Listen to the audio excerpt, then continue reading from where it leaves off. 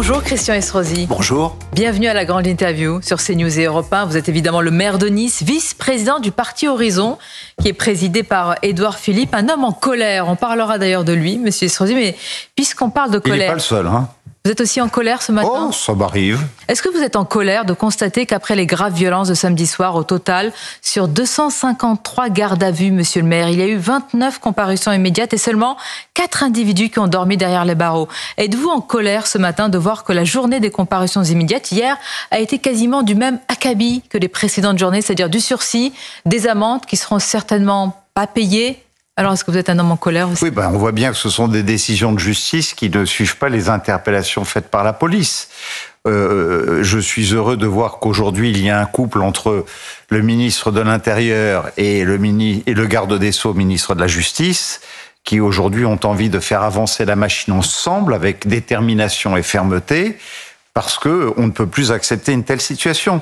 Par ailleurs, je m'étonne un peu parce que, vous voyez, il se trouve qu'en mars 2010, j'ai fait adopter une proposition de loi lorsque j'étais à la commission des lois qui luttait contre les violences organisées en groupe, qui fixait un délit de participation à un groupement en vue de commettre violence, dégradation, etc.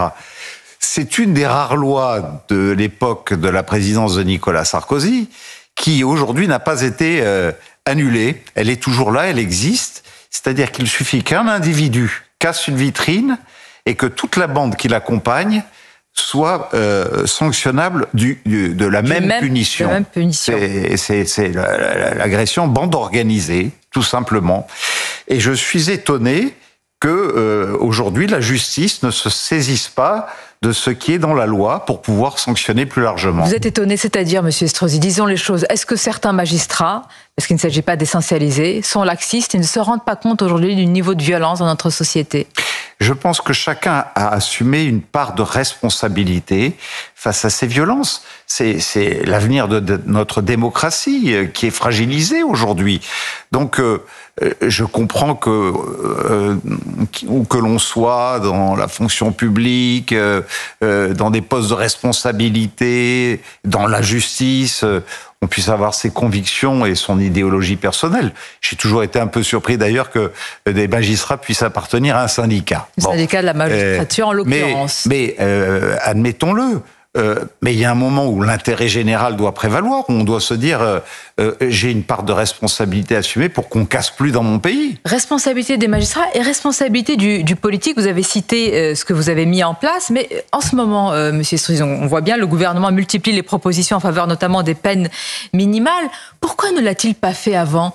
Ça a été proposé par un parti, en l'occurrence le RN, et le Bloc central ne l'a pas voté. C'était lors de sa niche parlementaire il y a quelques mois. Mais dites-moi, Sonia Mabrouk, vous êtes une journaliste expérimentée, nous dire. Ça commence comme ça, il y a un mais après, oui, je vous écoute. Vous ne vous souvenez pas qu'il y avait un député de la commission des lois, en l'occurrence moi-même, en 2004, qui déposait une proposition de loi pour les peines planchées, avec un garde des Sceaux qui s'y était opposé au prétexte, Dominique Perben, que c'était inconstitutionnel. Et comme par hasard, lorsque j'étais dans le gouvernement du président Nicolas Sarkozy, c'était plus inconstitutionnel puisque nous l'avons fait adopter.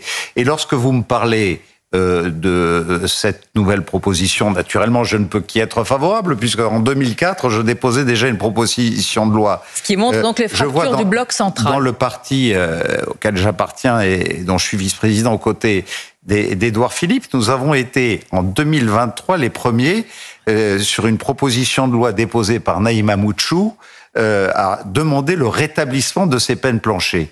Et voilà, ça n'a pas été adopté ni soutenu par les uns, par les autres.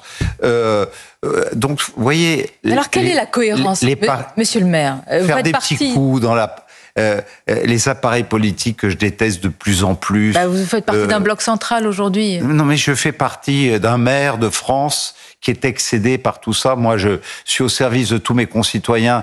Je suis du parti de l'intérêt général et du bien public. Est-ce que les juridictions certaines juridictions françaises et organisations administratives entendent l'intérêt général. Je voudrais vous parler de ce qui s'est passé à Nice. La CNIL, la Commission nationale d'informatique et des libertés, exige que vous débranchiez, je l'explique à nos auditeurs et téléspectateurs, les caméras de surveillance algorithmique mises en place devant les écoles. Je précise que depuis, c'est 2020, monsieur le maire, les écoles de la ville de Nice sont équipées de ce système qui est très sophistiqué de caméras. Le dispositif, évidemment, rassure les parents d'élèves et on peut les comprendre. Et la CNIL se retranche derrière la loi.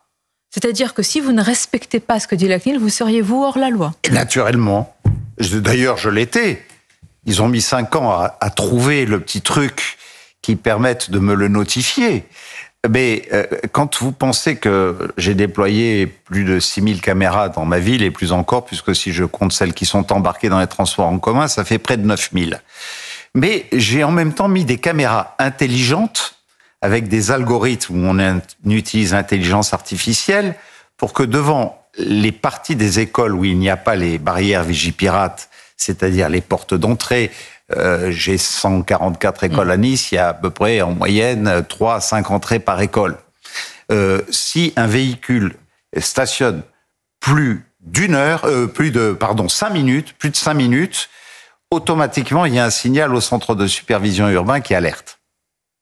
5 ans pour trouver le petit truc pour me notifier que j'étais hors la loi et qu'il fallait les débrancher immédiatement. Dans une ville où un camion, malheureux, et tout ce qui s'est passé sur la promenade des Anglais. Exact. Mais que pouvez-vous faire, monsieur le maire, face à cela ? Mais il faut se débarrasser de cette institution poussiéreuse. Vous vous rendez compte qu'elle s'appuie sur une loi qui s'appelle Informatique et Liberté, 1978. Mais elle existe. 1978. C'est parlementaire. L'époque du Minitel. Aujourd'hui, vous prenez votre téléphone, vous utilisez la reconnaissance faciale, puisque monsieur Xi Jinping ou monsieur Trump vous surveillent toute la journée. Et en France, on s'interdit d'utiliser des armes où on puisse mettre simplement les fichiers des personnes dangereuse dans un logiciel dont je dispose et qui permettrait de pouvoir immédiatement détecter quelqu'un qui est sur le point de commettre ou qui est en train de commettre un délit, un crime quelque part. Eh bien, je dis que cette institution se met hors des clous des libertés individuelles, parce que pour défendre les libertés individuelles, il faut simplement mettre 0,5 à 0,6% des personnes extrêmement dangereuses, fichées S, pédophiles, qui ont déjà un CV extrêmement nourri et qui sont une menace. Et ça protège 99% de nos concitoyens qui sont honnêtes et qui n'ont rien à se reprocher. Et comme ils ne sont pas fichés, on respecte et on défend leur liberté. La première des libertés n'est-elle pas la protection, en l'occurrence, des enfants ? Je pense que là, c'est transpartisan, quelles que soient évidemment les convictions de chacun. Priorité aux enfants dans ma ville, mais je vais vous dire une chose, c'est qu'à la rentrée prochaine, parce que j'ai des start-up et des ingénieurs qui travaillent à mort pour imaginer un nouvel algorithme où je mettrai sans doute un système de substitution en place où il leur faudra peut-être de nouveau 3 ans, 4 ans, 5 ans s'ils existent encore. Bien. Pour essayer donc le bras de fer va durer. Mais je vais continuer. Et je fais appel au Conseil d'État, en l'occurrence, pour essayer de rebrancher les caméras avant la rentrée. Nous verrons vers qui ou vers quoi va pencher le Conseil d'État. Monsieur le maire, vous faites partie du parti Horizon que préside Édouard Philippe. Alors, c'est un homme en colère. Par exemple, je vais prendre un domaine en particulier, sur l'immigration. L'ancien Premier ministre affirme dans son livre intitulé « Le prix de nos mensonges » qu'il faut une immigration de travail. Aujourd'hui, il défend cette idée, dit-il, face aux défis démographiques, au vieillissement de la population. Alors, on connaît le maire de Nice qui a souvent demandé le rétablissement des frontières, le contrôle des frontières par rapport aux migrants. Vous êtes en phase avec l'ancien Premier ministre ? Oui, je reçois en ce moment le plus grand sommet de la planète, après New York en 2017 et Lisbonne en 2022, c'est à Nice que se tient le sommet de l'océan. J'ai presque 15 000 délégués qui viennent du monde entier. J'allais en parler, mais quel rapport avec l'immigration ? Mais je vais vous expliquer. Avant-hier matin, j'ai ouvert la partie scientifique, où je reçois près de 3500 scientifiques internationaux qui viennent du monde entier. Formidable. Je clôturerai ce soir d'ailleurs cette session. Et parmi eux, tenez, prenons un exemple. Il y a des scientifiques qui aujourd'hui sont les uns après les autres éliminés de leur science et de leur recherche par Trump, qui sont américains. Monsieur le maire. Vous n'allez pas me prendre cette immigration qui est choisie, triée sur le volet pour parler on parle bien de l'immigration choisie. Parce que vous pensez qu'aujourd'hui on a les moyens véritablement de choisir l'immigration, de la sélectionner. Mais moi, à l'Observatoire de Nice-Côte d'Azur ou au laboratoire océanographique de Villefranche-sur-Mer, je suis le premier à vouloir recruter ces astrophysiciens ou ces chercheurs sur la mer qui sont internationaux qui sont une matière grise dont nous avons besoin pour relancer une grande politique industrielle dans notre pays. Une note pour la Fondapol relève un phénomène migratoire majeur dans notre pays qui bouleverse notre système. Ce ne sont pas mes mots, ce sont les mots du directeur de l'Observatoire de l'immigration et de l'intégration, monsieur Didier Leski, qui est un homme nuancé, qui parle de ruée afghane dans notre pays. Est-ce qu'on a vraiment besoin de plus d'immigration ? Vous êtes passé de l'immigration de travail à cette immigration-là. Au final, n'est-ce pas plus d'immigrés toujours sur notre sol ? Cette immigration-là, c'est pas possible. Et ça fait... Vous m'avez souvent interrogé sur le sujet. Vous savez, je suis toujours resté extrêmement ferme sur ce sujet. Ça veut dire qu'il faut complètement reconsidérer notre politique au sein de l'Union européenne sur notamment le périmètre de Schengen, où nous devons avoir aujourd'hui non pas un Schengen à 27, mais un Schengen à 5 ou 6 pays qui se mettent d'accord entre eux, entre l'Italie, la France, l'Espagne, le Benelux, et qu'on s'en limite et l'Allemagne, et qu'on s'en limite à ça, et qu'après avoir bien consolidé le système pour être devenu totalement hermétique, alors on commence à discuter avec les autres. Je vous pose la question différemment. Est-ce que vous pensez qu'une grande majorité de Français sont d'accord aujourd'hui avec ce que propose l'ancien Premier ministre quand il dit plus d'immigration ? Mais je pense qu'il vous est arrivé d'aller à l'hôpital. Malheureusement, oui. Et votre famille aussi. Et vous n'avez jamais refusé d'être soigné par un médecin étranger qualifié. Fort heureusement, c'est pas la question que je vous pose.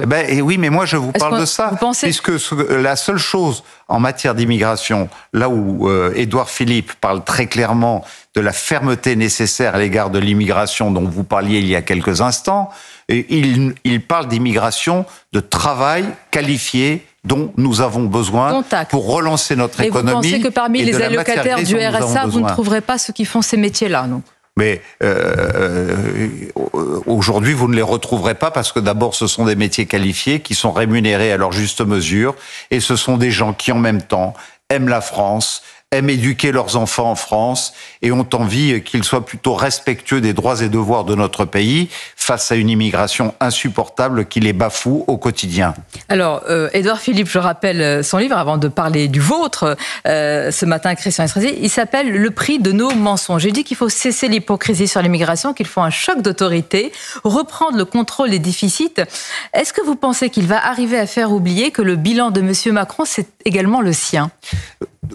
Je pense que s'il y a bien quelqu'un qui a été extrêmement courageux face au déficit public, c'est Édouard Philippe. Est-ce que vous en trouvez un qui a proposé qu'on pousse l'âge de la retraite à un niveau aussi élevé pour rééquilibrer les comptes publics ? Est-ce que vous en trouvez un seul ? Monsieur le maire, vu déjà ce qui se passe avec cette réforme des retraites... C'est pas l'extrême droite qui propose qu'on redescende à 60 ans, hein. D'accord ? Donc, vous pensez que c'est du courage aujourd'hui ? Celui qui aujourd'hui est sans doute le plus courageux dans ce domaine, c'est lui. Bon, voilà. On sait que malheureusement nous n'avons pas de majorité pour y parvenir. On sait aussi que si on ne rééquilibre pas les comptes de nos retraites, on va vers un déficit abyssal et qu'il faudra peut-être commencer à songer aux retraites. Avec la situation paroxystique qu'on a déjà eue sur notre réforme des retraites, aller vers un âge légal repoussé et avec une part de capitalisation, on peut le faire en France ? Eh bien, je pense que nous n'y couperons pas aujourd'hui. Édouard Philippe l'évoque, moi je l'évoque depuis longtemps déjà, parce que naturellement réouvrir un débat serait une folie sur la répartition. On voit bien qu'une majorité de Français n'est pas prête à l'accepter, mais qu'une grande majorité de Français, et notamment qui se reconnaissent plutôt dans une future majorité de droite, aujourd'hui acceptent le principe que nous rentrions dans une part de capitalisation aux côtés de la répartition qu'il faut préserver. Édouard Philippe, Bruno Retailleau, duo ou duel ?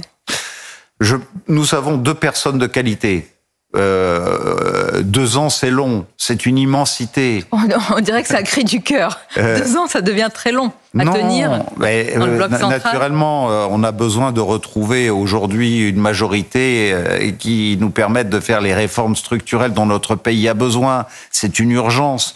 Bon, mais en tout cas, ce sont 2 personnalités qui mettent des projets sur la table, qui ont vocation à se parler pour qu'on construise ensemble un projet d'avenir pour notre pays. Ensemble. Et oui, ensemble. Parce que j'ai posé la question à Monsieur Retailleau, il parlait pas du tout de ticket et d'ensemble. Oui, mais moi j'ai le droit de considérer que ajouter la valeur de l'un à la valeur de l'autre ne présenterait, et je pense qu'une immense majorité de Français sont d'accord avec moi, qu'un avantage pour l'intérêt général et le bien public dans notre pays. Je ne sais pas si vous direz la même chose de la prochaine personnalité dont je vais vous parler.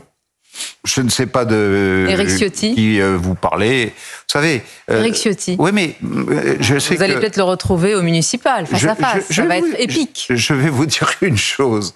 Vous le recevez... Comme vous. Il concentre son temps à parler de moi. Et moi, je consacre mon temps, comme vous le voyez ce matin, à parler de ma vision de l'avenir, des projets, des intérêts d'avenir pour mon pays. Le reste m'intéresse pas. Vous aurez à parler de lui s'il est face à vous au municipal, monsieur le maire. S'il est face à moi, sous quelle étiquette ? C'est-à-dire, il va être soutenu et promu et poussé par le Rassemblement national qui fait de très bons scores dans votre ville. Et il faut bien qu'il y en ait un. J'en ai toujours eu un. J'ai eu Madame Arnautu, Monsieur Chénardi, Madame Chénardi et d'autres encore. Bon, il en faut un. Ou il en faut une, et on fera avec. Les municipales ne sont pas des élections nationales, et vous savez, un maire, c'est pour être dans l'action, c'est ce que je fais au quotidien, et c'est pas pour être dans le commentaire et le slogan. Et vous l'êtes dans le quotidien, en tous les cas. Je voudrais vraiment, j'invite en tous les cas ceux qui peuvent et ceux qui peuvent s'y rendre, notamment à Nice et dans les environs, aller à ce grand sommet véritablement sur l'océan. Vous en parlez dans votre livre Ma ligne bleue, chez Michel Lafon. Rappelons que vous avez plus de 6000 policiers qui sécurisent cet événement, et on peut souligner qu'il peut y avoir un événement en France qui se passe bien, avec des policiers évidemment qui veillent à cela. C'est le mot de la fin, monsieur le maire. Alors, recevoir le plus grand sommet mondial face aux grands enjeux et aux défis de l'avenir sur le réchauffement climatique, et bien naturellement, c'est une fierté et un honneur pour ma ville, et je remercie le président de la République qui a veillé à ce que, après New York, Atlantique Ouest, Lisbonne, Atlantique Est, ce soit à Nice, au bord de la Méditerranée, au nom des Nations Unies, que le monde entier se réunisse pour prendre des engagements financiers, des accords, et moi-même présider pour la première fois une coalition mondiale des maires de toutes les zones littorales et de toutes les îles qui sont menacées. Eh bien, preuve qu'on peut aussi faire des choses qui marchent. Je vous remercie, monsieur le maire. C'était votre grande interview. Bonne journée, à bientôt. Merci, à bientôt. Merci Christian Estrosi, merci Sonia.